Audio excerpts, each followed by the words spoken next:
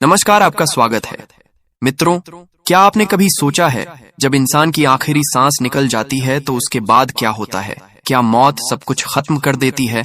नहीं, गरुड़ पुराण कहता है मौत अंत नहीं बल्कि आत्मा की नई यात्रा की शुरुआत है। मित्रों, जब शरीर गिर जाता है तो आत्मा उससे बाहर निकलती है और उसी समय आते हैं विकराल यमदूत, काले, भयानक, डरावने। सोचिए जरा, आप अपने घर वालों को पुकार रहे हो, उन्हें छूना चाहते हो, लेकिन कोई आपको सुन या देख नहीं पा रहा क्योंकि शरीर पीछे छूट चुका है। अब तो सिर्फ आपके कर्म ही आपके साथ हैं। यमदूत आत्मा को घसीटते हुए वैतरणी नदी तक ले जाते हैं। सोचिए, एक ऐसी नदी जो खून, गंदगी, खूंखार, नुकीले दांत वाले जीव और बदबू से भरी हो। मित्रों, अगर आपने जीवन भर गाय का सम्मान किया है तो उसकी पूंछ आपका सहारा बनती है और आप आसानी से उस नदी को पार कर जाते हैं। लेकिन अगर आपने गाय का अपमान किया, उसे सताया, उसका मांस खाया, तो वही नदी आपकी कब्र बन जाती है। आप डूबते रहते हैं, घुटते रहते हैं, लेकिन कोई सहारा नहीं मिलता। क्या आपने कभी सोचा है, जीवन भर का एक एक कर्म यहाँ हमारी नौव बन सकता है या हमारा बोझ? नदी पार करने के बाद आत्मा पहुंचती है यमराज के विशाल दरबार में। चित्रगुप्त सामने बैठे होते हैं, हाथ में कर्मों का बही खाता लिए। जन्म से लेकर मृत्यु तक हर छोटे बड़े कर्म का हिसाब वहां लिखा होता है। सोचिए, जब आपके पाप एक एक करके गिनाए जाएंगे तब आपकी आत्मा किस हालत में होगी। और फिर फैसला होता है, जिसने पुण्य किए हो उस आत्मा को स्वर्ग में भेजा जाता है और जिसने पाप किए उसे नरक। मित्रों, तभी सामने एक विशाल काला दरवाजा खुलता है और शुरू होती है आत्मा की भयावह नरक यात्रा।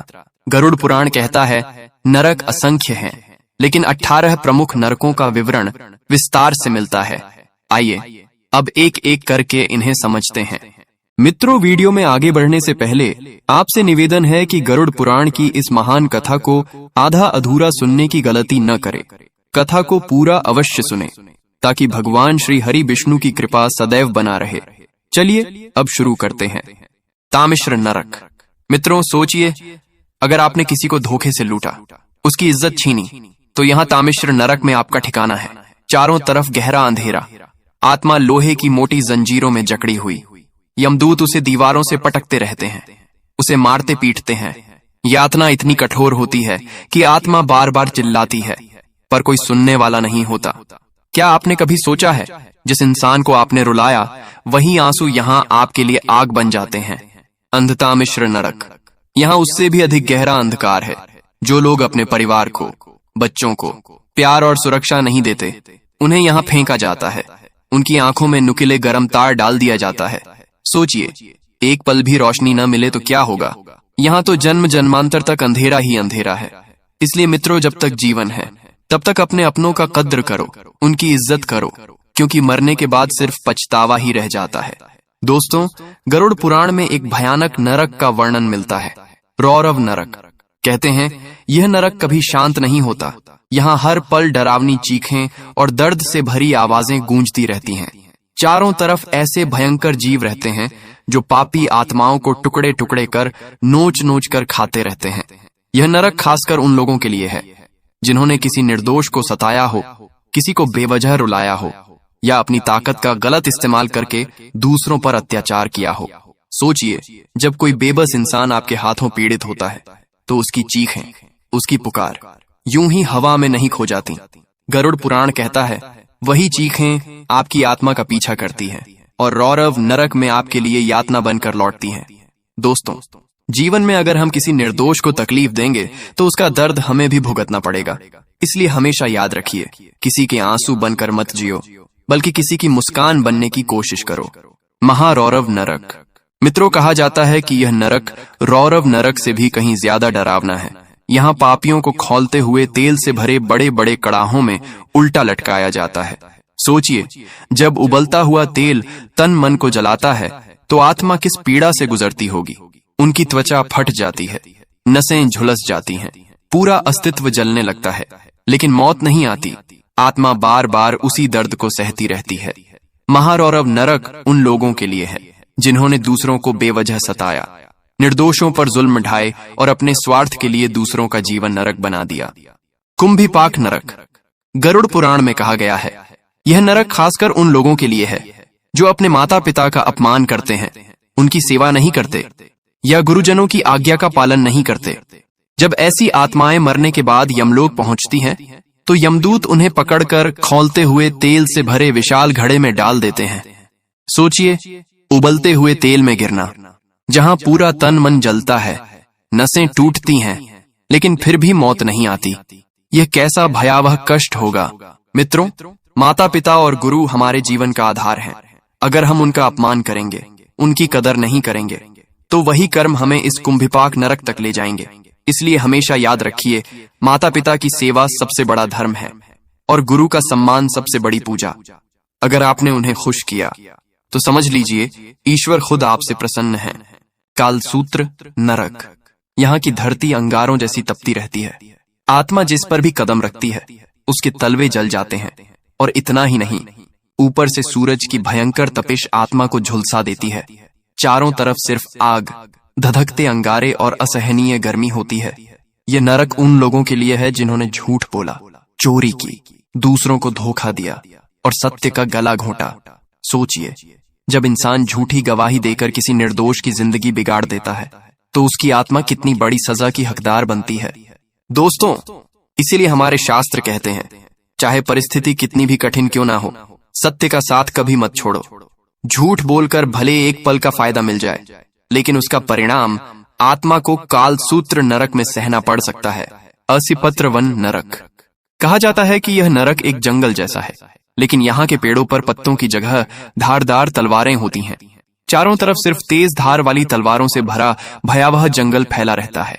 मित्रों, यह नरक उन लोगों के लिए है जो धर्म के नाम पर पाखंड करते हैं, नकली साधु संत बनकर लोगों को धोखा देते हैं और भोली भाली जनता का विश्वास तोड़ते हैं। ऐसे पाखंडी जब इस नरक में पहुंचते हैं, तो हर कदम पर उनके शरीर की चीर फाड़ होती रहती है। जहां भी जाते हैं, तलवार जैसी तेज धार उन्हें काटती रहती है।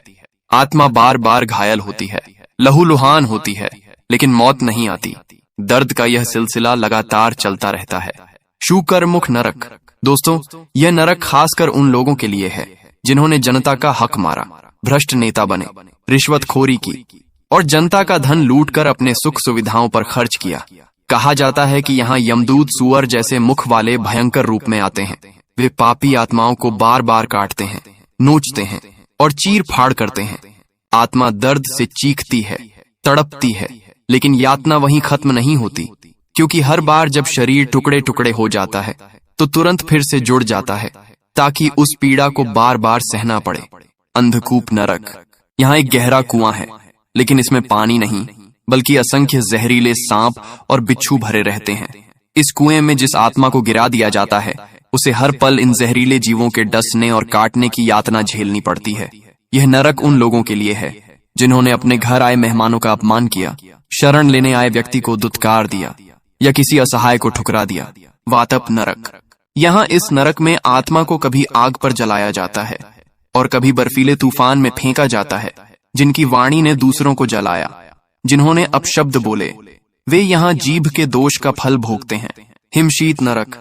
यहाँ ऐसी ठंड होती है कि हड्डियां टूट जाती हैं। जिनके दिल में दया का ताप नहीं था, जो पत्थर दिल बने रहे, वे आत्माएं यहाँ ठिठुरते रहते हैं। ऊर्ध्वभाज नरक। गुरु और मंदिर का अपमान करने वालों को यहाँ उल्टा लटकाकर चीर दिया जाता है। उनका अहंकार टुकड़ों टुकड़ों में बिखर जाता है। धूम्र नरक। नशा करने वाले और समाज को जहरीले पदार्थों से बिगाड़ने वाले यहाँ आते हैं। यहाँ जहरीला धुआं आत्मा को भीतर तक जला देता है। सोचिए, जो धुआं आपने फैलाया था, वही अब आपके गले में उतरता है। आलय नरक। स्त्रियों का अपमान करने वाले, उन्हें वस्तु समझने वाले, यहाँ अपनी वासना की आग में जलते रहते हैं। पृष्ठ नरक। गरीबों और मजदूरों का हक मारने वालों पर यहाँ भारी भरकम चट्टानें गिराई जाती हैं। हर चीख आसमान तक पहुंचती है, लेकिन सुनने वाला कोई नहीं होता। संघर्ष नरक। यहाँ अफवाह फैलाने वालों की जीभ में दहकते कांटे घुसाए जाते हैं। सोचिए, आपने अपने शब्दों से कितनों को चोट पहुंचाई है। तपन और महातपन नरक। यहाँ अग्नि की पीड़ा चरम पर होती है। जो धर्म गुरुओं और तपस्वियों को सताते हैं, वे लगातार जलते रहते हैं। त्वचा गलती है, नसें फटती हैं, लेकिन मौत नहीं आती। सांसार नरक। यहाँ खौलते लावे की नदी है। व्यभिचारी और परिवार नाशक लोग उसमें डूबते जलते रहते हैं। मित्रों, यह सब सुनकर आपको डर जरूर लगेगा, लेकिन याद रखिए, गरुड़ पुराण हमें डराने के लिए नहीं, बल्कि सचेत करने के लिए है। यह बताता है कि हर पाप का हिसाब है, हर बुरे कर्म का हिसाब है, इसलिए जीवन में पाप और बुरे कर्म से बचते रहिए। मित्रों, यदि यह जानकारी आपको पसंद आया हो तो वीडियो को ज्यादा से ज्यादा शेयर करें और कमेंट में जय श्री हरि विष्णु अवश्य लिखें।